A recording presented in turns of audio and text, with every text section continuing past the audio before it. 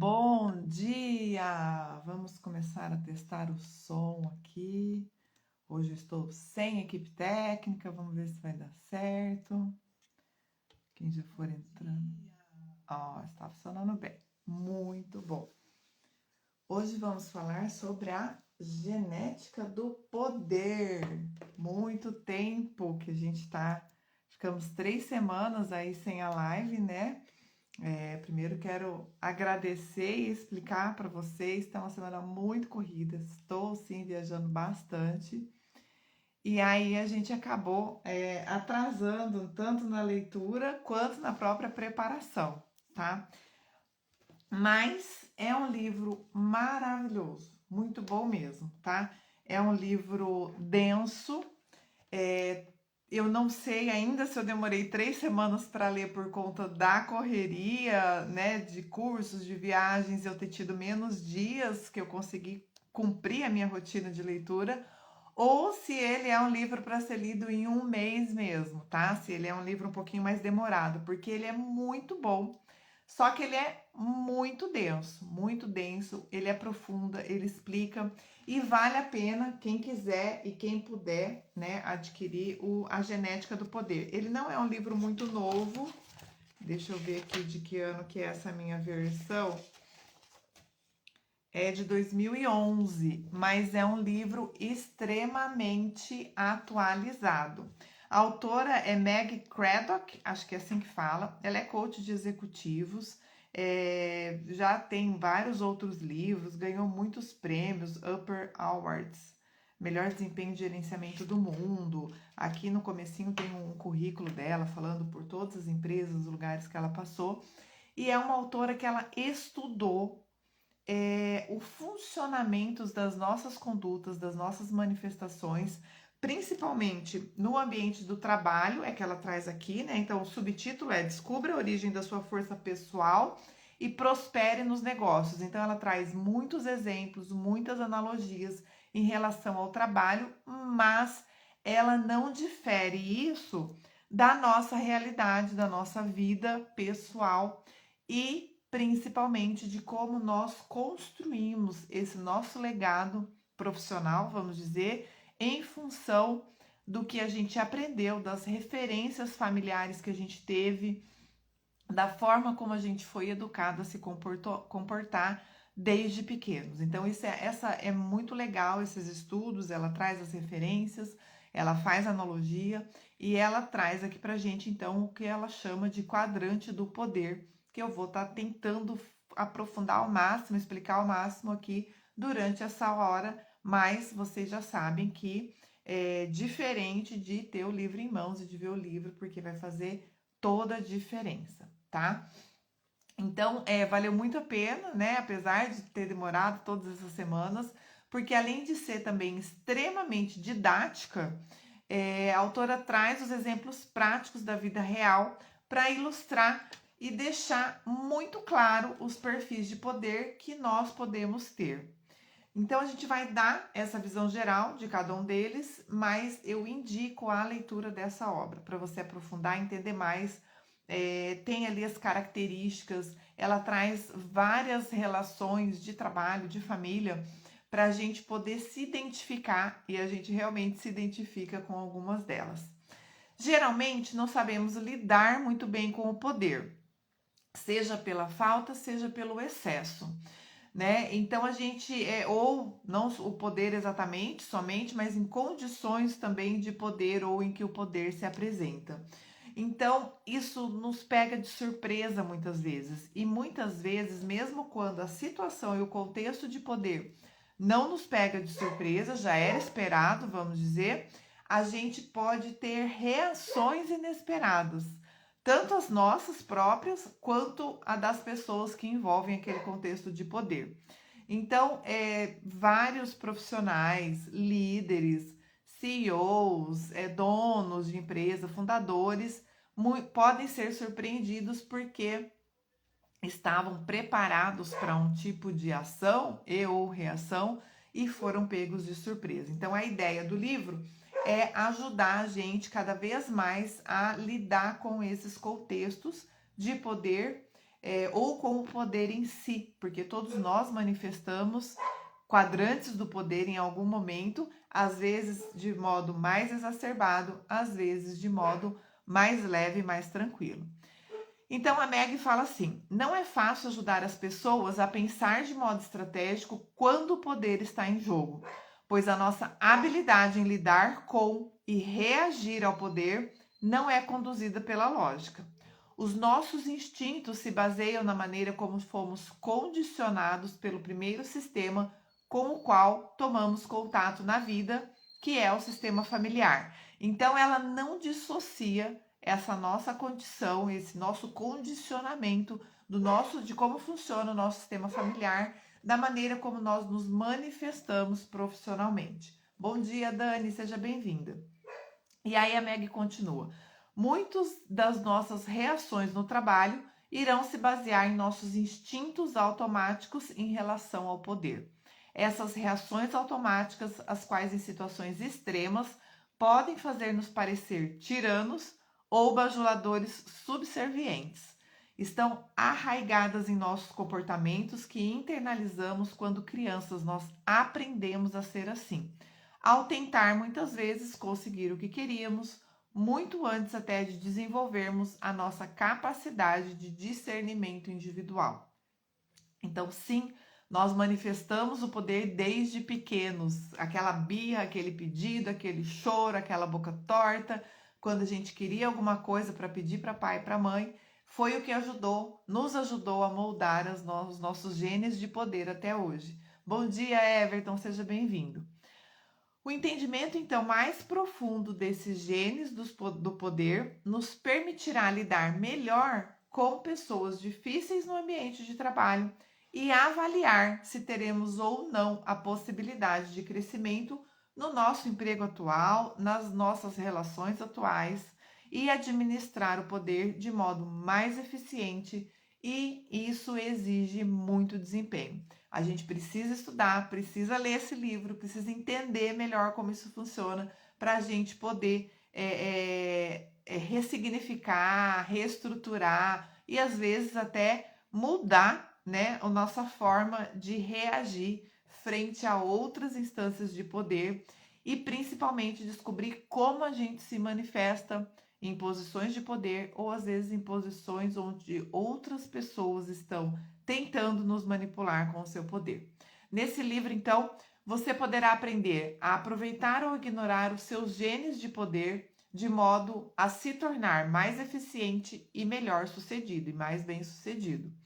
Com maior consciência do que motiva o seu comportamento, a sua mudança e o seu aprimoramento, o aprimoramento das suas ações em situações que vão estar ao seu alcance, situações que você está se manifestando no seu dia a dia. A administração consciente das suas tendências inatas pode levar ao verdadeiro poder. Uma nova visão de poder consiste no esclarecimento da diferença entre os seus desejos genuínos e o objetivo que os outros sugerem que você busque. E aí vem outra coisa. Você se manifesta ou tem manifestações de poder para conseguir o que você quer, aquilo que você acha que é o melhor, o mais adequado naquele momento, ou porque você está sendo manipulado, porque as outras pessoas querem que você se manifeste dessa forma. Bom dia, primo, seja bem-vindo, que bom ter você aqui com a gente. Todos nós temos genes de poder que influenciam o nosso comportamento no dia a dia, sem exceção, todo mundo, até desde quando a gente era lá, desde a nossa infância, como a própria autora diz, né? O relacionamento pessoal com o poder no trabalho segue a dinâmica de poder que vivenciamos no sistema familiar. A gente precisa compreender melhor isso para poder saber aonde mexer. O que a gente precisa e pode, se é que a gente acha que deve mexer. Os pais definem os subsistemas centrais de autoridade em qualquer família. Quando conseguem resolver conflitos com tranquilidade e dar o exemplo do espírito de respeito mútuo e comprometimento saudável, eles estabelecem o arquétipo do sistema familiar em que o poder é tratado de forma saudável. A recíproca também é verdadeira. Então, quando não conseguem resolver os conflitos com tranquilidade e não dão esse exemplo de respeito, de comprometimento saudável, eles também estabelecem o arquétipo do sistema familiar, só que ao contrário, né? Em que o poder é tratado de modo nocivo, às vezes de modo patológico ou não saudável, como você preferir dizer, tá? Quando enxergamos os conflitos da nossa postura profissional pelas lentes dessa estrutura familiar, tornamos-nos mais compreensivos com o comportamento do outro e com o nosso próprio. Ou seja, a gente amplia a nossa lente e a gente entende por que as pessoas agem como agem e fazem o que fazem, tá? O poder genuíno é estabelecido e mantido pelo equilíbrio entre a postura que adotamos para controlar as pessoas e as situações externas e os impulsos emocionais que carregamos dentro de nós. Ou seja, precisamos entender como que essa máquina funciona, tá? Não é só um processo mental, um processo cognitivo. As emoções influenciam e às vezes influenciam desastrosamente nas relações de poder ou nas manifestações de poder. Poder é a capacidade de traçar o próprio curso profissional em vez de ter a direção da sua carreira guiada por forças além do seu controle. Denota a sua capacidade de distinguir os seus valores e as intenções reais dos objetivos defendidos pelas várias pessoas ao redor que o influenciam. Então, sempre vai estar nesse contexto de relações. Nunca é você sozinho. Ainda que você possa enfrentar e ver, né, as suas manifestações a partir da sua lente ou da sua vontade, sempre tem uma influência do meio onde você está, do que as outras pessoas querem. Se for levar para o ambiente de trabalho, que a autora nos traz a maior parte do tempo, as relações desse ambiente de trabalho que interferem nas suas tomadas de decisão, no acolhimento às decisões de poder que estão, né, fora de você, dentre outros contextos. Com relação à sua conduta com os outros, o poder indica a capacidade de lidar com conflitos de forma a estabelecer a sua integridade pessoal e não a enfraquecê-la.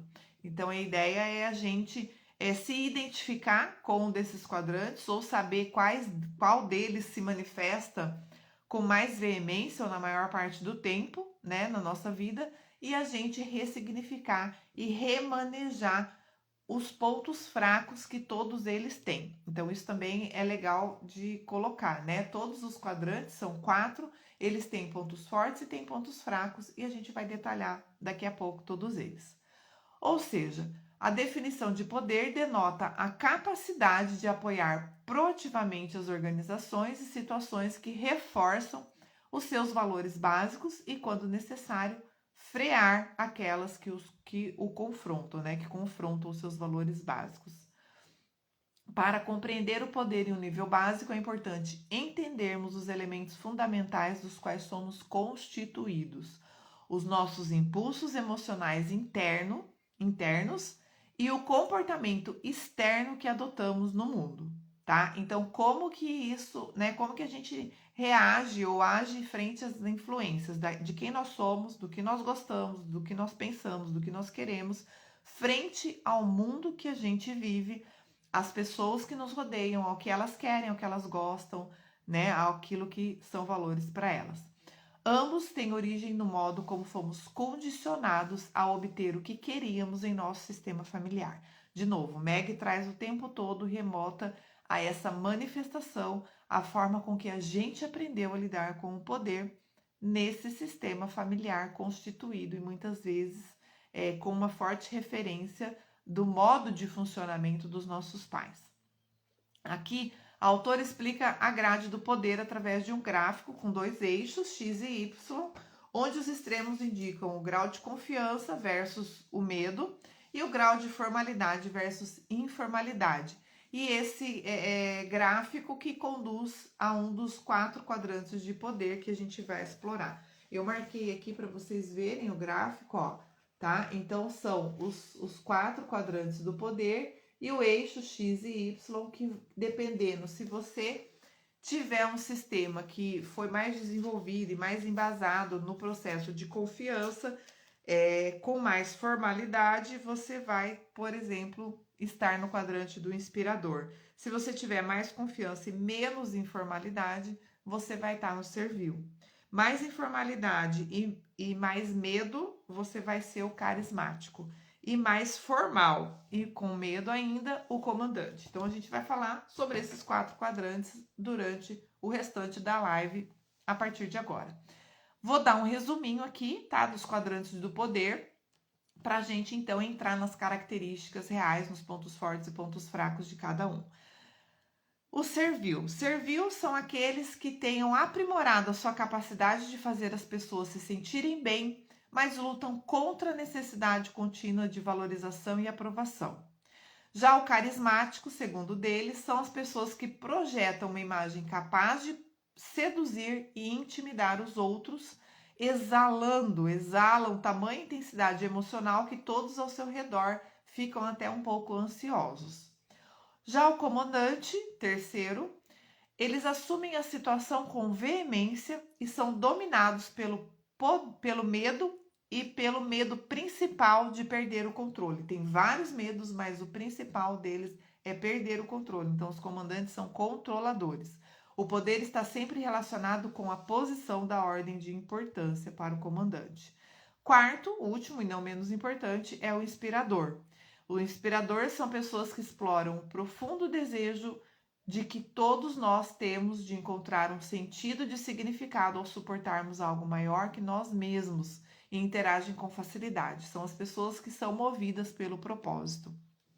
Esteja atento à cilada de categorizar o próprio padrão comportamental ou de alguém de modo muito rígido, pois a nossa história pessoal molda muitas de nossas reações habituais. Ou seja, a gente tem um quadrante que a gente se manifesta na maior parte do tempo e com mais intensidade, mas a gente pode sim ter ações e reações diversas vezes que são características dos outros quadrantes, tá? E a gente pode, ao longo de muito estudo, muita pesquisa, muita leitura e muita força de vontade, mudar o nosso quadrante de poder se a gente acha que a nossa forma de se manifestar é mais adequada de acordo com as características de outro quadrante. Não existem quadrantes bons ou ruins, todos eles têm pontos fortes, pontos fracos, têm virtudes e têm desafios, mas a gente precisa identificar e saber quem nós somos e em qual quadrante nós estamos.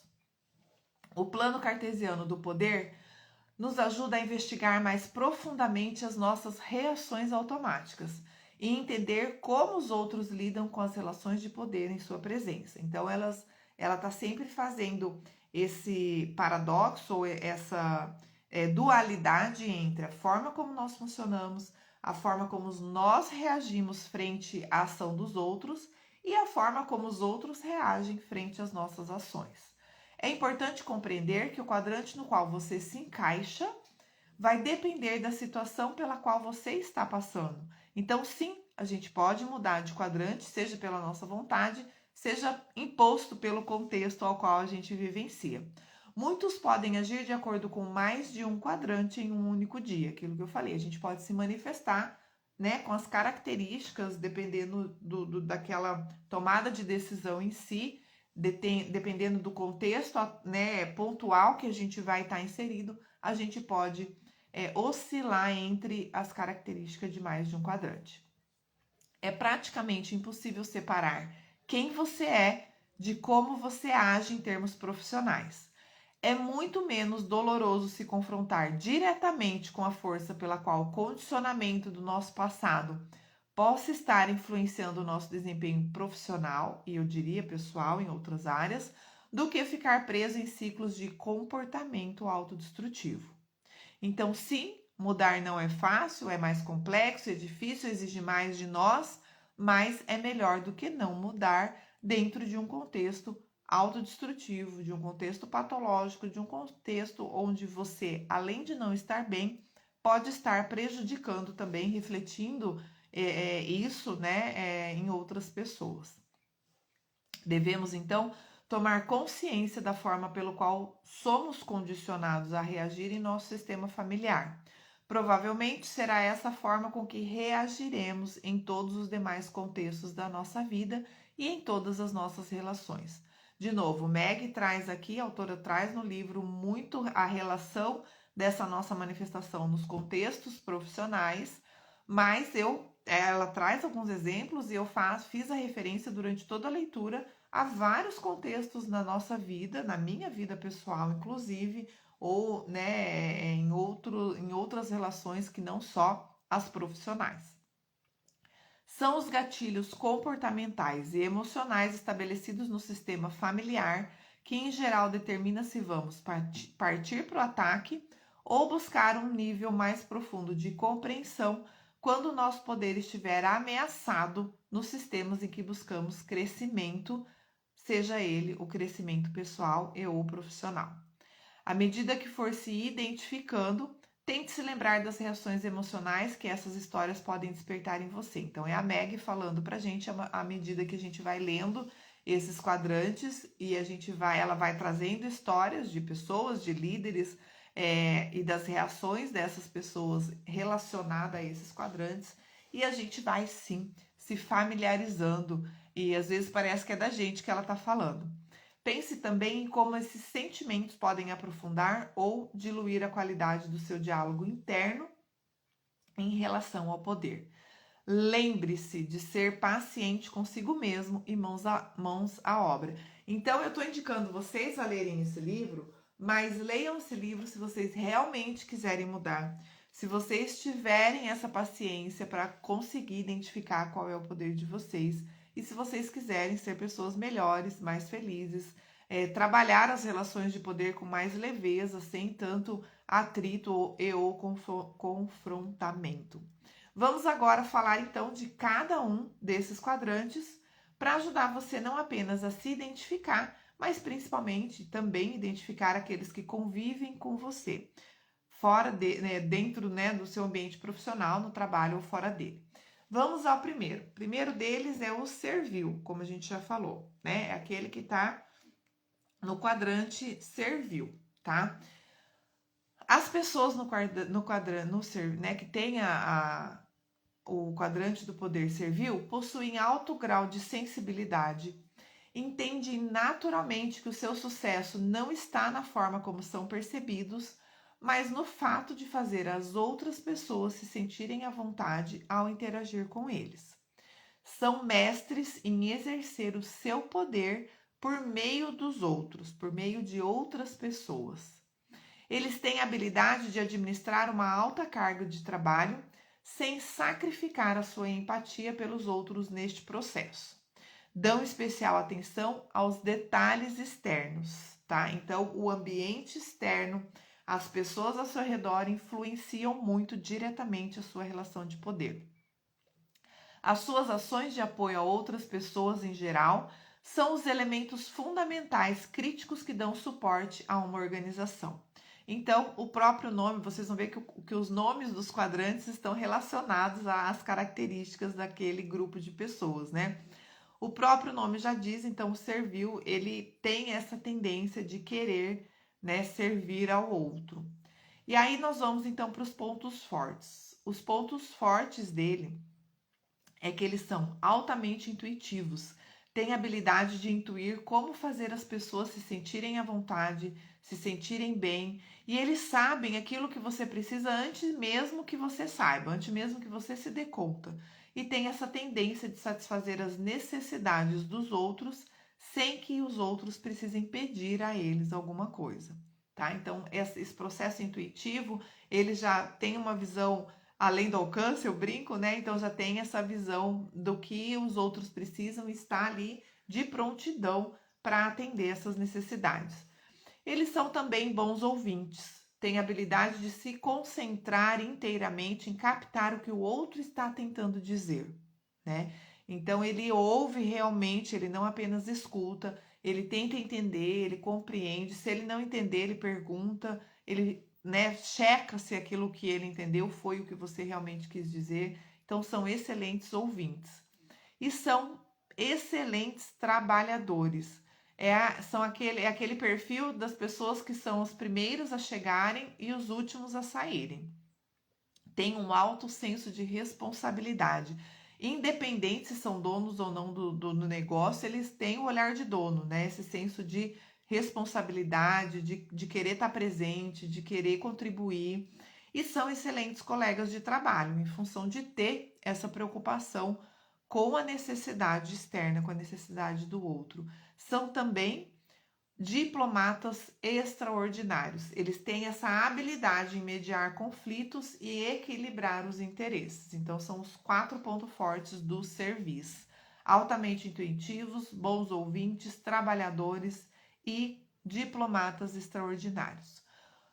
Por outro lado, tem também os seus pontos fracos. Então, eles têm muita dificuldade de advogar em causa própria, têm a tendência a se esquivar de assuntos desagradáveis e têm a tendência de se sujeitarem a situações mesmo que não concordem com elas, tá? Porque como eles não querem desagradar, eles acabam abrindo mão com muita facilidade das suas vontades, dos seus desejos, por isso a dificuldade de advogar em causa própria.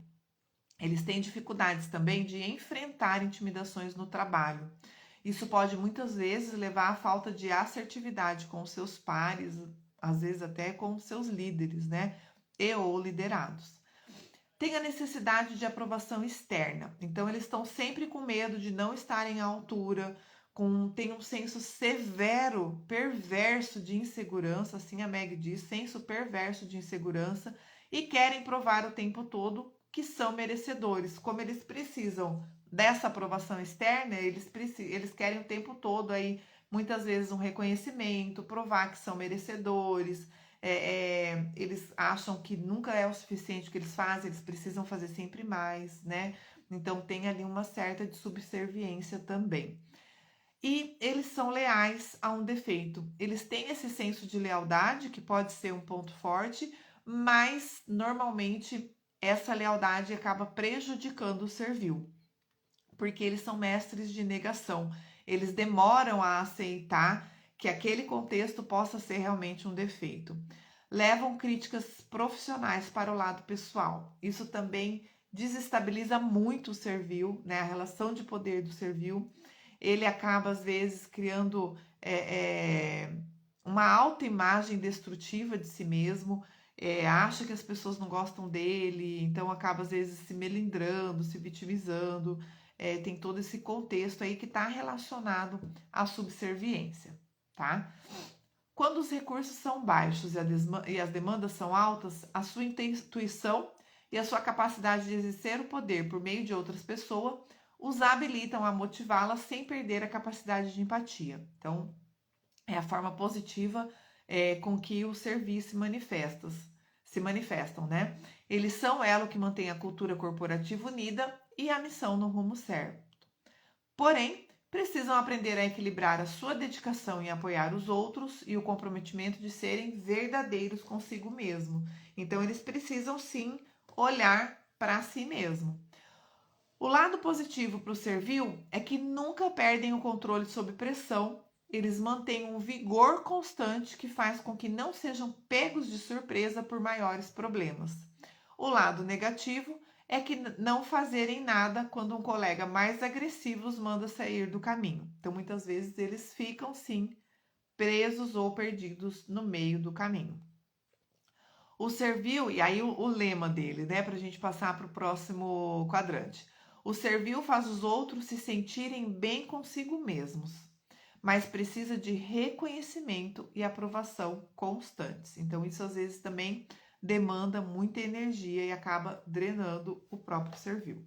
E aí a gente vai para as características, os pontos fortes e pontos fracos do segundo quadrante, que é o carismático. O carismático tem a habilidade incomum de redefinir as regras do jogo para sua conveniência, deixando os demais estupefatos, ou seja, surpreendidos negativamente.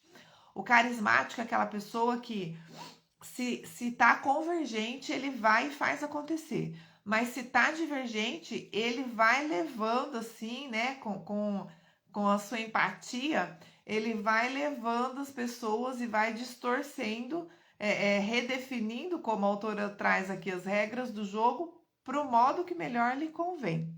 É aquela pessoa que fala assim, não, mas não foi bem isso que eu quis dizer, ou você entendeu errado, enfim, vai tentando, dizendo e desdizendo para poder atender às suas próprias necessidades, de acordo com a sua conveniência. Eles emitem uma intensidade emocional que atrai a nossa atenção, o que os fazem trazer muitos negócios importantes e relevantes para a própria empresa e, consequentemente, para a sua vida pessoal. É assim mesmo que eles funcionam também. Tendem a ser excelentes estrategistas que conseguem tudo o que querem, mesmo quando as probabilidades parecem estar contra eles. Eles dão um jeito de redefinir essas regras do jogo para conseguir aquilo que precisa ser conquistado. São determinados, influenciadores e agentes de mudanças poderosos. Eu diria que a principal característica do carismático é essa capacidade de ser agente de transformação, né? De ser agente de mudança. Então, vamos aos pontos fortes do carismático. Eles têm um senso apurado de como influenciar as pessoas, ou seja, são mestres de persuasão, normalmente obtêm exatamente o que querem em qualquer circunstância e fazem somente o que querem também, tá? Essa habilidade de influenciar pessoas, se o líder, né, ou se o carismático está bem intencionado, ele faz todo mundo crescer com ele e tudo dá certo, todos os resultados são alcançados positivamente. Qual é o problema dessa habilidade de influência? O problema é se a pessoa estiver mal intencionada, porque aí ela vai manipular, vai persuadir e vai, às vezes, tirar a equipe do propósito, do rumo, da conquista daquele resultado para atender apenas às suas necessidades, tá? Então, isso pode vir a ser um problema. Mas é enxergado como ponto forte do carismático essa capacidade de influenciar os outros. Podem gerar resultados em qualquer sistema de incentivo. Consegue manter os próprios interesses em mente enquanto age em prol da empresa ou dos outros. Então, ele tem esse interesse, ela traz muito aqui relação do processo de comissão ou da remuneração por resultado, né, por entrega. Eles são excelentes nisso. E eles não perdem, né? Muitas vezes, para defender os próprios interesses, eles não perdem o foco, não tiram o foco do resultado final, do objetivo do grupo, do objetivo da equipe, da própria empresa. Isso é muito positivo também. São mestres de solução de problemas, né?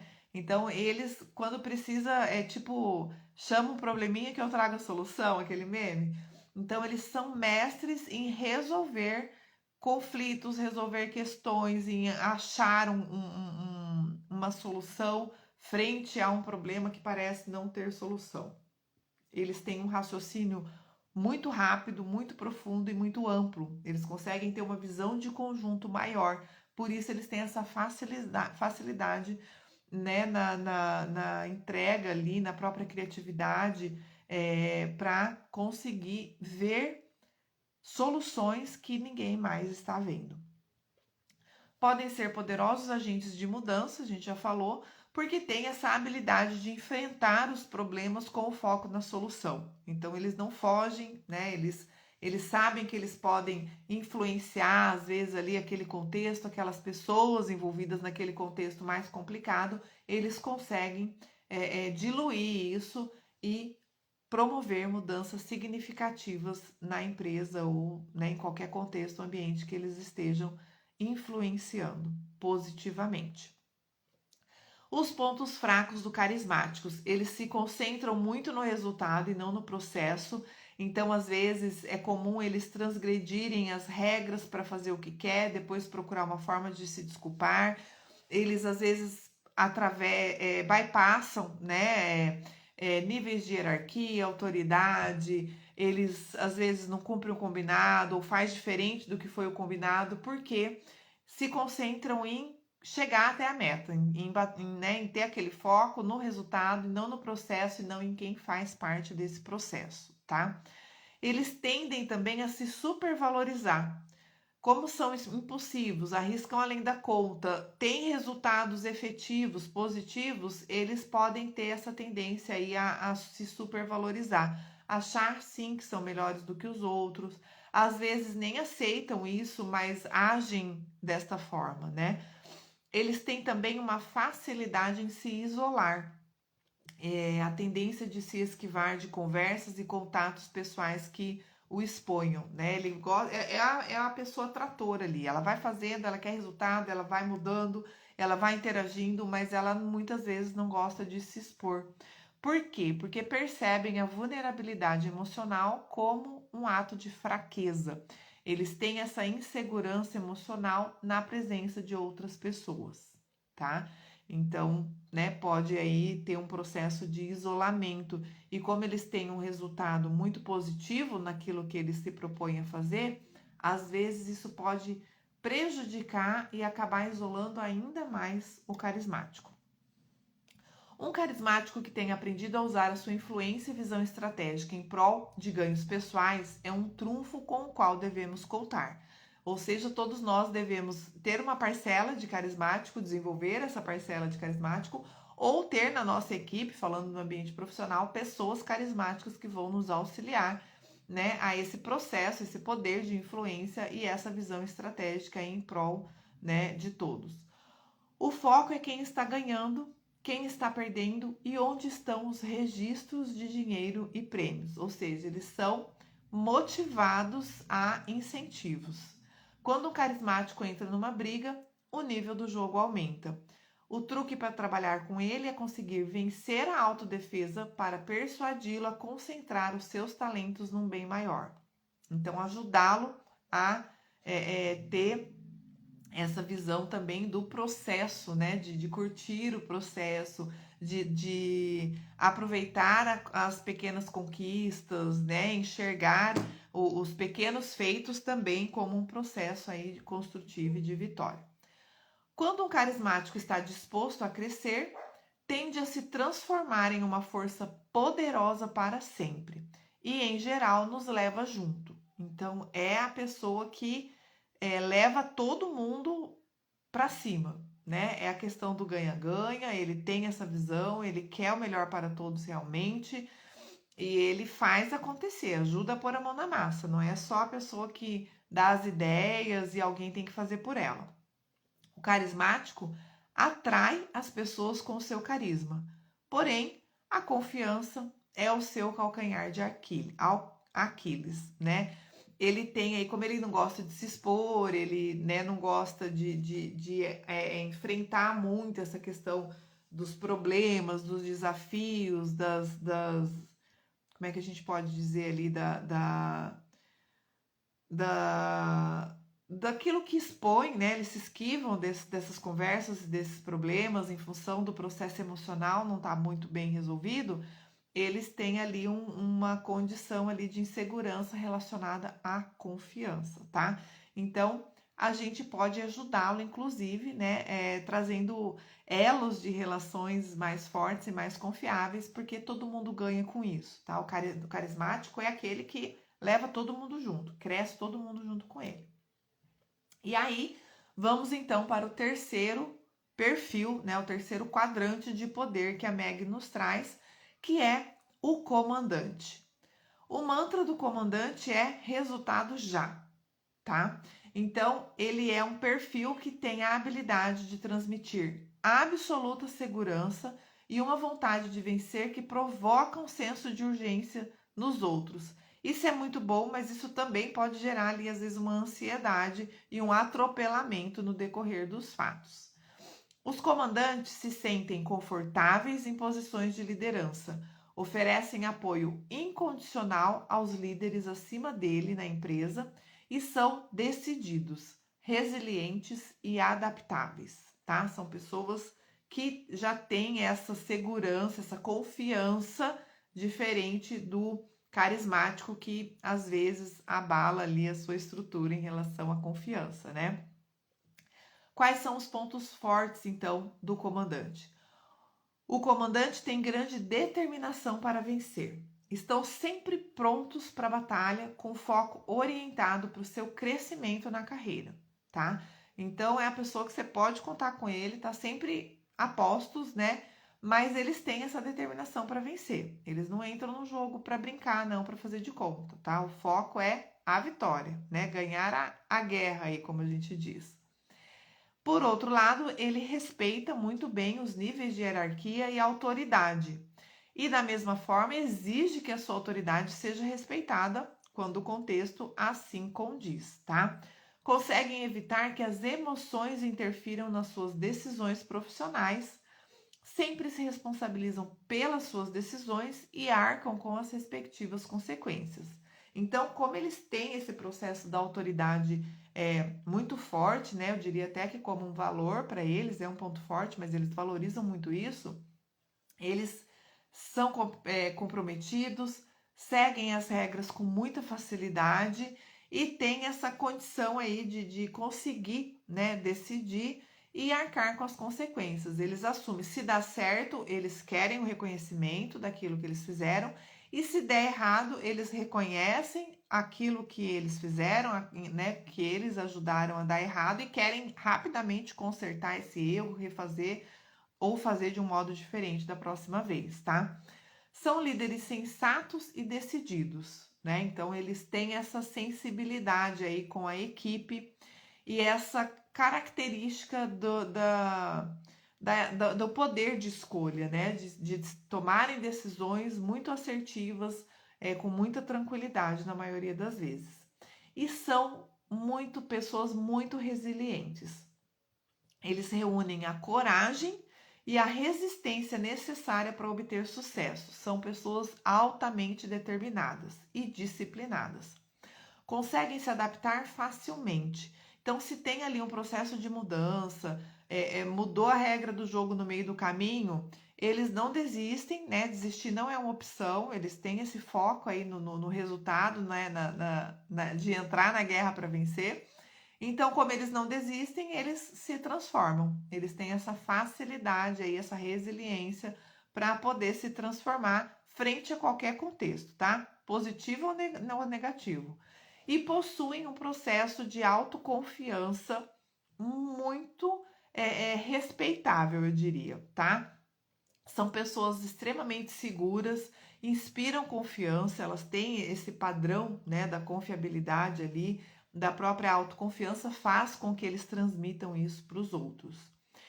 E também tem os seus pontos fracos, né? Então vamos aos pontos fracos do comandante. Eles muitas vezes valorizam mais o sistema do que o indivíduo, ou seja, se precisar passar por cima de pessoas para cumprir o objetivo, para agradar a empresa, para ter os resultados que eles querem, pode ser que eles façam isso, tá? Então, eles correm o risco, né, frequente de passar por cima das pessoas para defender o sistema, para defender o processo, para defender a empresa, para defender o que eles foram ensinados que eles têm que defender, tá? E se tem alguém atrapalhando esse processo, eles valorizam mais e passam por cima, sim, ou tira da frente, né? Então, eles muitas vezes não têm esse tempo ou esse interesse de querer compreender o que o outro está passando ou pelo que o outro está passando, né? Tá dentro do que o sistema delineou, ok, faz parte. Não tá dentro, ele dá um jeito de tirar. Outro ponto fraco deles é o processo da intolerância e insensibilidade. Então, são pessoas mais frias, né? A autora até dá uma amenizada aqui, ó. Podem parecer frios e grosseiros. Não, eles são pessoas mais frias e normalmente são grosseiros em função de valorizar esse processo aí do sistema, de ter que defender o sistema, né, e tudo aquilo que as regras dizem que tem que ser feito, tá? Por esse comportamento, eles têm muita impaciência e às vezes falta uma visão de conjunto, falta uma visão do olhar o outro, né? Então, assim, às vezes a pessoa tá só com uma dificuldade pontual ali, é alguém que vai ajudar muito, né, na própria defesa do sistema, desenvolver o processo como um todo. E ele muitas vezes não quer saber dessa pontualidade e acaba até pela falta de paciência, passando por cima mesmo, tá? Ele tem, por causa dessa característica, dificuldade em encarar a realidade e ouvir verdades que vão contra o seu objetivo e foco pontual, podendo levar muitas vezes aí um processo de impulsividade e agir sem pensar. Então, como ele tem um foco muito estabelecido, muito claro, ele traça ali o planejamento, o processo, o projeto e vai, tá? Às vezes é o que a gente chama de trem desenfreado, né? Chega no destino, conquista, ganha o processo todo, né? Mas isso às vezes pode acabar trazendo alguns problemas no meio do caminho, em função a pessoas que ele pode prejudicar, desrespeitar, no sentido de não olhar, né, o indivíduo como indivíduo, apenas como uma peça, uma parte do sistema, e pode agir sem pensar, talvez levando até a arrependimentos. A boa notícia é que quando isso acontece, eles ciclam rápido também, né? Esse processo ali da liderança, da resiliência, da autoconfiança, eles vê ali o estrago também, tenta consertar o que deu certo, o que pode ser consertado, o que não pode ser consertado, paciência, a gente vai tentar fazer diferente da próxima vez. Mais ou menos assim que eles funcionam. Muitas vezes eles olham tão fixamente para o próximo passo que se esquecem de olhar para baixo ou para os lados nos momentos mais importantes, né? E quando é um líder e quando é um liderado, às vezes ele também acaba de olhar para a sua liderança, para aquilo que a liderança está solicitando que seja feito diferente. Os comandantes são decididos, confiáveis e focados em ganhar o jogo. Então eles têm esse foco, tá? O que é muito bom também, né?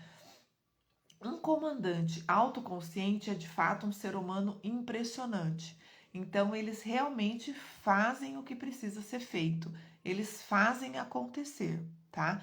O problema é quando eles não têm, né, essa autoconsciência, eles às vezes atropelam e nem sempre fazem da melhor forma possível. São capazes de reunir lealdade inigualável e incentivar os que estão à sua volta para atingir níveis mais altos de desempenho. Então, eles também ajudam os outros ao seu redor a crescer, tá?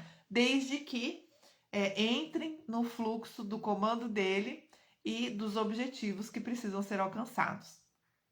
O comandante toma a frente da situação e ganha a admiração de todos, mas tem pavor de perder o controle.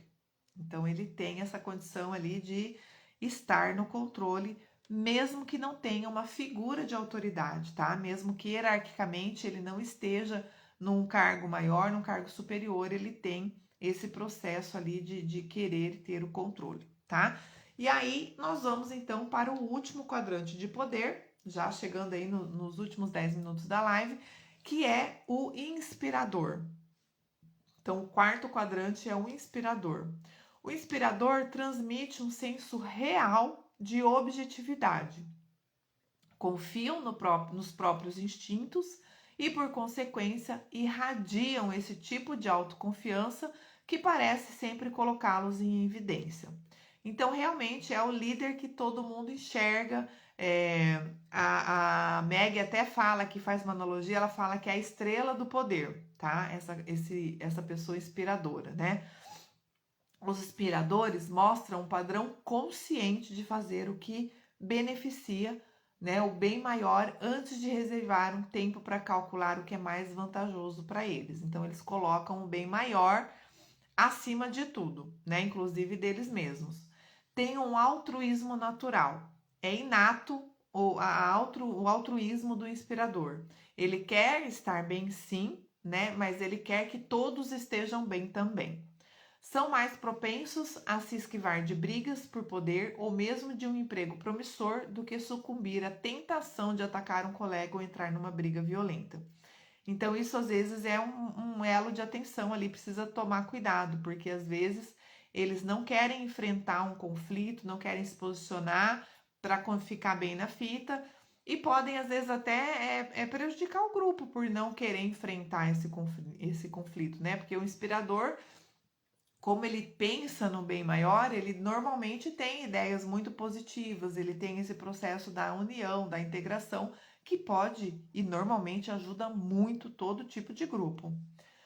A postura do inspirador desafia todos nós a enxergarmos além e examinarmos mais profundamente o fluxo e refluxo das correntes emocionais por trás dos padrões comportamentais de poder das pessoas.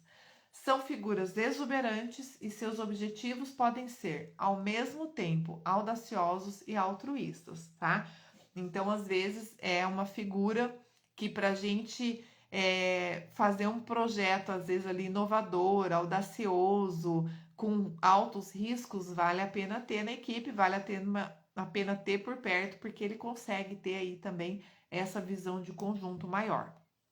Como ponto forte, ele tem muito carisma, envolve todos à sua volta, então também tem esse processo da influência do comandante, só que ele tem mais jeito nesse processo, né? Ele é muito carismático, as pessoas gostam de estar com eles, gostam de estar perto, não tem aquela frieza, às vezes aquela grosseria do comandante. Muitas vezes, ou eu diria na maioria das vezes, são pessoas que lideram pelo exemplo, né? Eles dão sangue pelo que acreditam, não falam da boca para fora, mostram como fazer, ensinam como fazer e realmente são exemplo para quem está ali junto com eles. São visionários, né? Muitas vezes apoiam causas que consideram maiores do que si mesmos e têm um forte impacto na energia do grupo, né? Eles conseguem enxergar coisas que muitas pessoas ou outros quadrantes de poder não enxergam, ou eu diria até que acham que não são possíveis de serem feitas. Tratam as pessoas da mesma forma.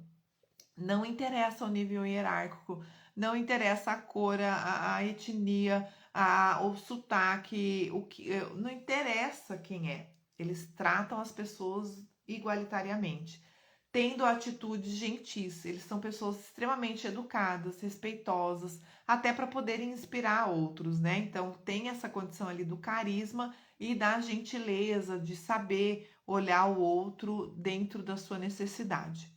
Como ponto fraco, eles podem ser politicamente ingênuos, então podem ser pegos de surpresa, não estar preparados ali para um contexto mais complexo.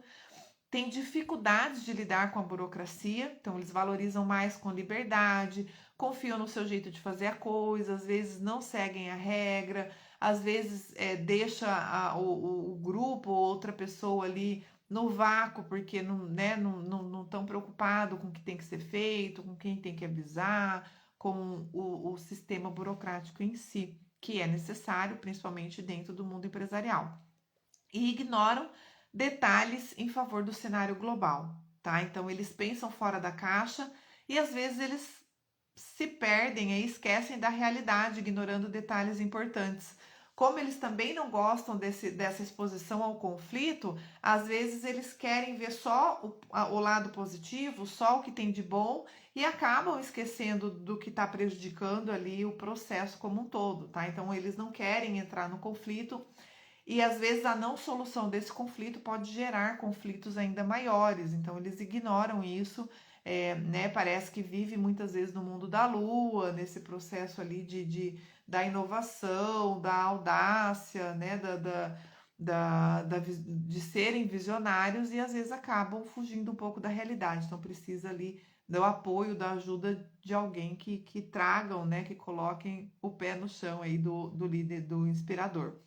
E eles se arriscam exaustivamente. Em função disso, principalmente, eles estão sempre correndo riscos, né? Em função até dessa própria condição positiva que é ser visionária, que é ter carisma e ter essa questão da autoconfiança também, eles às vezes assumem riscos maiores do que deveriam.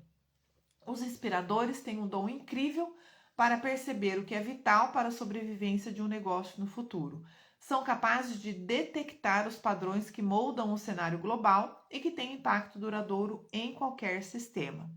Os pontos fracos com os quais a maioria dos inspiradores lutam envolvem tornar-se tão obcecado por sua visão de como as coisas poderiam ser que acabam ignorando detalhes vitais para atacar as circunstâncias à sua volta, ou seja, acabam se perdendo da realidade.